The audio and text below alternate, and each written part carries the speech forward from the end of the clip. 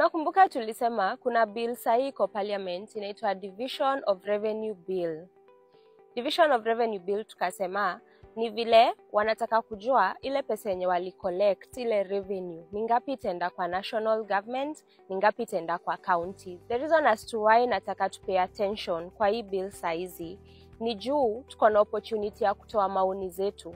Sahi kwa parliament inadiskasiwa na wanataka tutume maoni zetu ndo zikuwe considered kabla ile bill ipitishwe ikuwe sheria. Unakumbuka tulisema bill ni idea ya sheria, wanaenda wana propose sheria, alafu wakisha discuss, wakisha ipitisha, hiyo ndo tunatumia. So before ifike hapo, tuko na opportunity ya kutoa maoni. So nini iko kwa hii Division of Revenue Bill?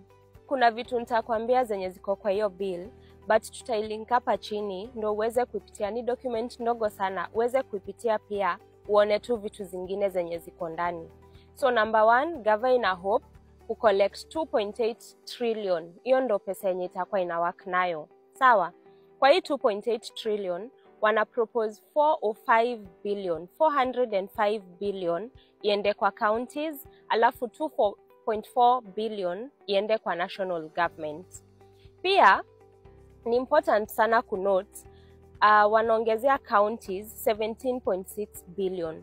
Kwa sababu counties walipata 387 billion, but sahi wana propose wapate 405 billion. Kwa hiyo document utaweza kuona hizo reasons zenye zina back up hiyo kuongezewa kwa county do.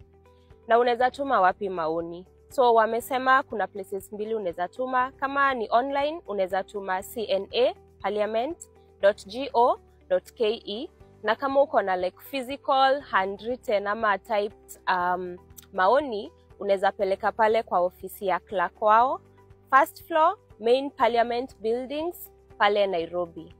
Please make sure umepitia hiyo document, jua ni nini wanasema. Ni vizuri tuchangie ndo tujue counties zetu zinapewa pesa ngapi. Si juu counties zimekuwa devolved ndo zikwe karibu na sisi.